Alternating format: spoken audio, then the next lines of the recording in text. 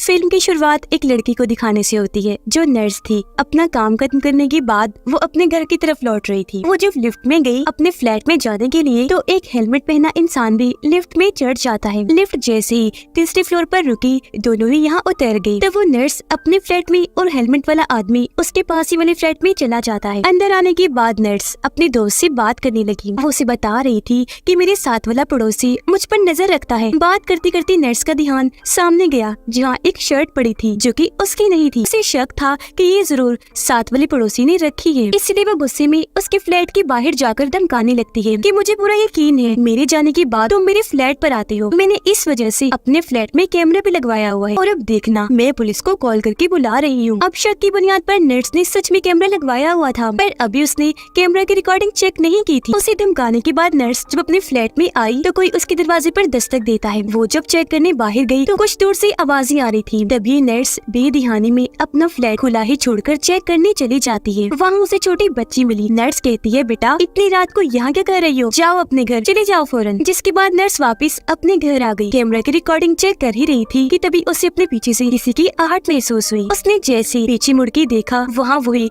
Helmet वाला इंसान खड़ा था। नर्स को देखते ही उसने अपने बैग से रॉड निकाला जिस पर खून लगा हुआ था। उसे देखकर नर्स बहुत डर गई, अपनी जगह से उठी और वहाँ से भागने की कोशिश करने लगी, लेकिन एकदम से उस हेलमेट वाले इंसान ने उसके सर पर रॉड दे मारा जिससे वो बेहोश होकर नीचे गिर जाती है। फिर वो रॉड से इतनी बार उस पर वार करता है कि जब तक वो मर नहीं जाती और फिर सर पर मार मार कर सर ही कुचल के रख देता है। अब हम एक फैमिली को देखते हैं जिनमें फैमिली के हेड का नाम था किम, उसकी वाइफ और 2 बच्चे थे, एक लड़का और एक लड़की। अब किम को एक बीमारी थी जिस वजह से उसे हल्की सी भी मैली गंदगी से एलर्जी हो जाया करती थी। गंदगी उसे जरा भी बर्दाश्त नहीं थी, इसीलिए उसे हर चीज परफेक्ट बिल्कुल साफ चाहिए थी। अब एक दिन किम के पास कॉल आती है और उसे बताया जा रहा था कि काफी वक्त से तुम्हारा सौतेला भाई लापता है। जिस आदमी ने कॉल की थी वो किम को बताता है कि आपका भाई जिस बिल्डिंग में रहता है मैं वहाँ का केयर टेकर बोल रहा हूँ और अब आप लोग आए और अपने भाई का सामान ले जाएं। फिर अगले ही दिन किम उस बिल्डिंग में पहुँच जाता है। अब ये बिल्डिंग वही थी जिसे हमने शुरुआत में देखा था। अपने बीवी बच्चों को बाहर ही छोड़कर अपने भाई के फ्लैट में जाता है उसका सामान लेने, जहाँ उसे अपने भाई के सामान से हटकर और सामान भी मिलता है, जिसे कुछ औरतों और बच्चों के कपड़े, जूते और 2 टूथब्रश। ये देखकर किम को अजीब लगा, इसीलिए वो केयर टेकर को कॉल करके पूछता है कि क्या मेरे भाई के साथ यहाँ कोई और भी रहा करता था, क्योंकि उसके फ्लैट से मुझे इस तरह का सामान मिला है। तब केयर टेकर बताता है कि नहीं, कोई भी नहीं, वो तो अकेला रहा करता था। अब मजीद जानकारी हासिल करने किम आसपास के लोगों के फ्लैट्स में जाता है। यहाँ वो एक बड़ी अजीब चीज नोटिस करता है कि हर किसी की बेल के पास अजीब तरह के निशान बने हुए हैं। इस बारे में लोगों से बात करके उसे पता चल जाता है कि ये निशान किस मकसद के लिए बनाए गए हैं। ये निशान दरअसल घर में कौन कौन रहता है इस बारे में बनाए गए हैं, यानी कितने आदमी हैं, कितनी औरतें और कितने बच्चे हैं। उसके भाई के फ्लैट के बाहर भी इस तरह के ये निशान बने हुए थे। बाहर गाड़ी में किम की फैमिली जब बैठी थी तो एक दुकान पर गेम देखकर बच्चे गेम खेलने की जिद करते हैं। अब क्योंकि ये नई जगह थी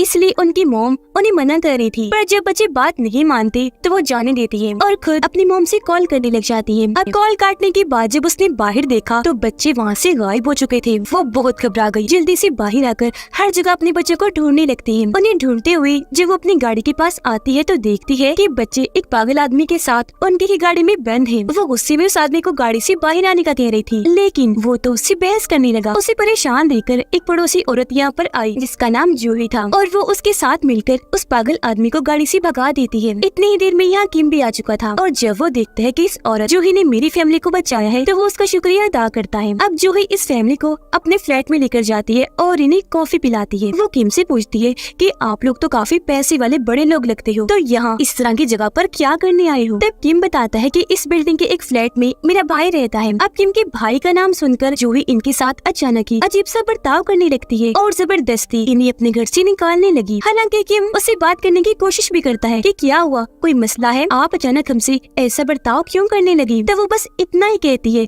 कि आप अपने भाई को समझाएं, क्योंकि वो मुझ पर और मेरी बेटी पर नजर रखता है, हमें बहुत परेशान करता है। अपने भाई के बारे में इस तरह की बातें सुनकर किम फैसला करता है कि मैं मैं कुछ दिन अपने भाई के फ्लैट में ही रहूंगा ताकि सच्चाई जान सकूं। वो अपने बच्चों को अपनी वाइफ के साथ घर भेज देता है। कुछ देर के बाद हम उसे अपने भाई के फ्लैट के वॉशरूम में देखते हैं। अचानक ही उसे अजीब सी आवाज आई। वो जब चेक करने बाहर आया तो वहाँ कोई भी नहीं था। उसे अजीब लगा। कॉल करने के लिए वो जैसे अपना कोड चेक करने लगा तो देखता है कि मोबाइल वहाँ से गायब है। वो सोचता है कि मेन दरवाजा तो लॉक है, फिर अंदर कौन कहाँ से आया होगा जिसने मेरा मोबाइल चुरा लिया। इस सोच के साथ वो पूरे फ्लैट को चेक करने लगा, जहाँ तभी उसे एक खुफिया रास्ता मिल जाता है। उस रास्ते में जब वो गया तो नर्स के फ्लैट में आ जाता है, जिससे हम समझ पाए कि नर्स अपने जिस पड़ोसी की बात कर रही थी कि जो उसे परेशान करता था वो और कोई नहीं बल्कि किम का भाई ही था। और उसका शक सही था कि मेरे जाने के बाद वो पड़ोसी यहाँ आ जाता है। अब किम की वाइफ अपनी बेटी को स्कूल से लेकर घर वापस जा रही थी। वो जब पार्किंग एरिया में थी तो वहाँ सामने ही हेलमेट वाला बंदा भी खड़ा हुआ था। फिर वो जैसे लिफ्ट में गई, वो हेलमेट पहना इंसान भी उनके साथ लिफ्ट में चढ़ गया। अब जैसे किम की वाइफ एक फ्लोर पर उतरी, हेलमेट वाला इंसान नोटिस कर लेता है और इस तरह उसने देख लिया था कि वो किस फ्लैट में रहती है। अब किम की वाइफ का एक पार्सल आया था जिसे लेने वो बिल्डिंग के बाहर आई और जब बच्चे घर में अकेले थे तो हेलमेट वाला इंसान उनके दरवाजे पर आकर दस्तक देने लगता है। किम की वाइफ जब पार्सल खोलती है तो हैरत, वो बिल्कुल खाली था। तभी बच्चे अपनी मॉम को कॉल करके बताते हैं कि दरवाजे के बाहर कोई है जो कब से दस्तक दे रहा है। उनकी मॉम समझाती है कि बेटा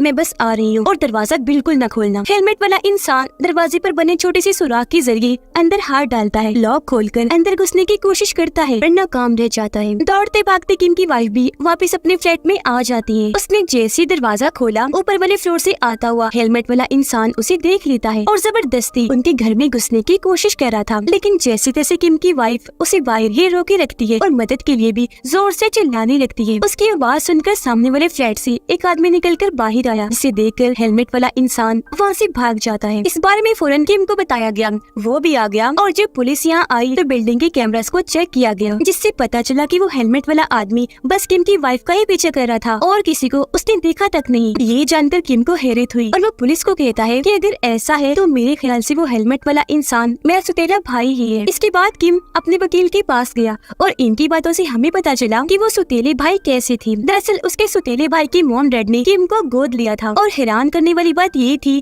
कि उसके मॉम डैड ने अपने बेटे की बजाय अपनी सारी जायदाद किम के नाम कर दी थी, जबकि उसके सौतेले भाई को कुछ न मिला। हालांकि वो अपने मॉम डैड का असली बेटा था। अब उसके डैड ने ऐसा इसलिए किया क्योंकि जब किम और उसका सौतेला भाई छोटे थे तो उसके भाई पर ये इल्जाम लगा था कि उसने एक लड़की के साथ बुरा सलूक किया। अब यहाँ किम जानता था कि मेरा भाई बेकसूर है, लेकिन फिर भी वो झूठ बोल देता है कि हाँ इसके ऊपर जो इल्जाम लगा है वो सच है। सच में इसने उस लड़की के साथ बुरा सलूक किया था। अब किम ने ऐसा इसलिए किया क्योंकि उसके सौतेले भाई को एक बीमारी थी जिस वजह से उसके जिल्द पर लाल निशान बन जाया करते थे और क्योंकि किम को भी ये मसला था कि उसे गंदगी इस तरह की चीजें पसंद नहीं थी, इसीलिए वो अपने भाई को पसंद नहीं करता था और उसने झूठ बोला और बस तभी से उसके डैड भी उस पर गुस्सा रहने लगे थे। उन्होंने उसे घर से भी निकाल दिया था और यही वजह थी कि उसके नाम कोई जायदाद भी नहीं लगाई। तो किम को लगता है कि ये सब मेरा भाई मुझसे अपना बदला लेने के लिए कर रहा है, मेरी फैमिली को परेशान करके। वकील से मिलने के बाद वो वापस अपने फ्लैट में आ गया। देखता है कि किसी ने उसके बेल पर भी वही निशान बना दिए थे जैसे उसके भाई के फ्लैट के बाहर में बने हुए थे। यानी कि घर में कितने मर्द, औरतें और बच्चे रहते हैं। किम पूरी बिल्डिंग को चेक करता है जहाँ सभी के दरवाजे पर इस तरह के निशान बने थे। किम की वाइफ स्कूल गई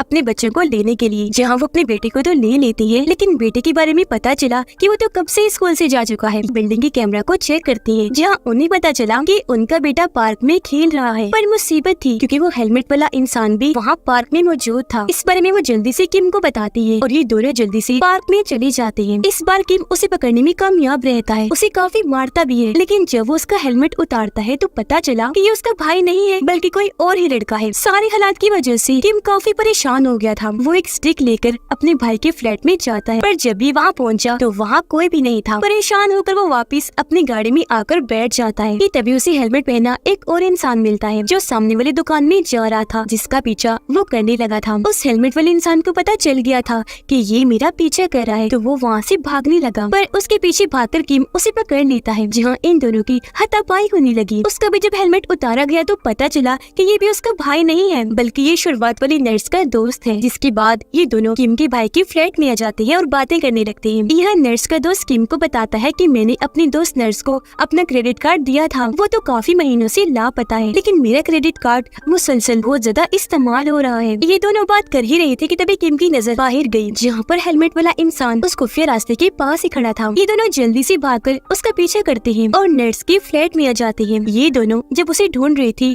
तो तभी किम को अलमारी में नर्स की लाश मिलती है, जो खून में लथपथ प्लास्टिक शीट में लिपटी हुई थी। वो आकर फौरन किम के ऊपर गिर जाती है, जिससे वो काफी डर गया, चिल्लाने लगता है। उसकी आवाज सुनकर नर्स का दोस्त वहाँ आ गया और जब उसे पता चला कि मेरी नर्स दोस्त मारी गई है तो वो काफी दुखी हो गया। लेकिन तभी पीछे से हेलमेट वाला इंसान उसकी कमर में चाकू घुसा देता है, जिससे वो काफी जख्मी हो गया। पर अगले पल हेलमेट वाला इंसान उसके सर पर जोरदार वार करके उसकी जान ही ले लेता है, जिसके बाद अब वो किम के पीछे पड़ जाता है और रॉड से लगातार उस पर हमला करने लग गया था। किम भी इस दौरान चाकू लेकर उसके पीछे पड़ गया था। भाई फिर अचानक ही एक दो रॉड किम को लगे भी, लेकिन फिर भी उसने बचते बचाते उसे पकड़ ही लिया और इन दोनों की जोरदार हाथापाई होने लगी। किम उसके ऊपर आकर हेलमेट हटाने की कोशिश करता है, ये चेक करने के लिए कि आखिर ये कौन है। पर तभी वो चालाक इंसान अपनी जान छुड़वाने के लिए उसकी टांग में चाकू घुसा देता है, जिससे किम को इतनी तकलीफ हुई कि उसने हेलमेट वाले इंसान को छोड़ दिया। और अब हेलमेट वाला इंसान चाकू लेकर किम को मारने ही वाला था कि तभी किम वहाँ पड़ी ईंट उठाकर उसके हेलमेट पर दे मारता है और जल्दी से अपनी जान बचाकर एक फ्लैट में आ गया, जो कि उस औरत जूही का था। उस वक्त जूही तो घर पर नहीं थी, लेकिन उसकी छोटी बेटी थी जिसकी एक आँख खराब थी। यह किम अपने जख्मों की मरहम पट्टी करता है और क्योंकि उसका मोबाइल बंद हो गया था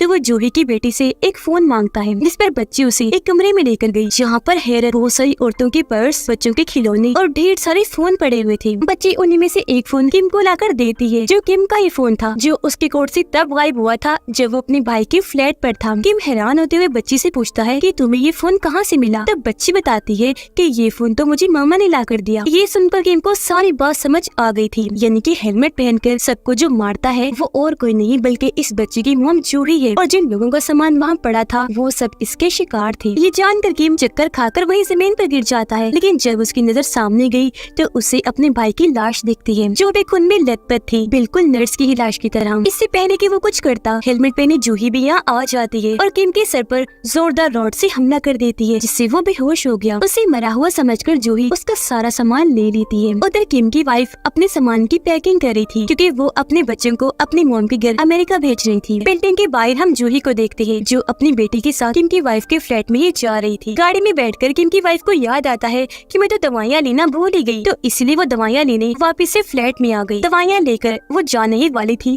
कि तभी उसके पास किम की कॉल आई, क्योंकि वो जिंदा था, उस वक्त बस बेहोश हुआ था। वो अपनी वाइफ को सारी सच्चाई बता देता है कि वो हेलमेट पहना इंसान कोई आदमी नहीं बल्कि औरत है, और वो भी और कोई नहीं बल्कि जूही है। इसीलिए तुम जल्दी से फ्लैट खाली करके फौरन वहाँ से निकलो, क्योंकि वो वहाँ ही आती होगी। अब इससे पहले कि उसकी वाइफ वहाँ से भाग पाती, जूही वहाँ आकर रॉड से उस पर वार करके बेहोश कर देती है। फिर जूही जाती है पार्किंग एरिया में, जहाँ गाड़ी में उनके बच्चे बैठे थे। वो बच्चों को दरवाजा खोलने का कहती है, पर वो समझदार थी, दरवाजा नहीं खोलती। जूही को याद आता है कि गाड़ी की चाबी तो मेरे पास है, जो उसने किम को बेहोश करने के बाद ले ली थी, जिसकी मदद से वो गाड़ी खोलकर अंदर घुस आई और बच्चों को भी मारने की कोशिश करती है। लेकिन बच्चे बड़ी चालाकी से गाड़ी से निकल जाती है और वहाँ से भागने लगती है। किम भी पार्किंग एरिया में आ गया था, पर वो ज्यादा तेज नहीं भाग सकता था, क्योंकि उसकी टांग पर चोट लगी हुई थी। दोनों बच्चे जूही से बचते हुए पहले ही अपने फ्लैट में आ चुके थे, पर वो भी पीछा करते करते अंदर घुस ही आई थी। थोड़ी ही देर में किम भी फ्लैट में आ जाता है। इससे पहले कि अपने बच्चों तक पहुँच पाता, रॉड से जूही उस पर हमला कर देती है। वो फिर उसके ऊपर चढ़ गई, जगह जगह उसे इतना देकर मारती है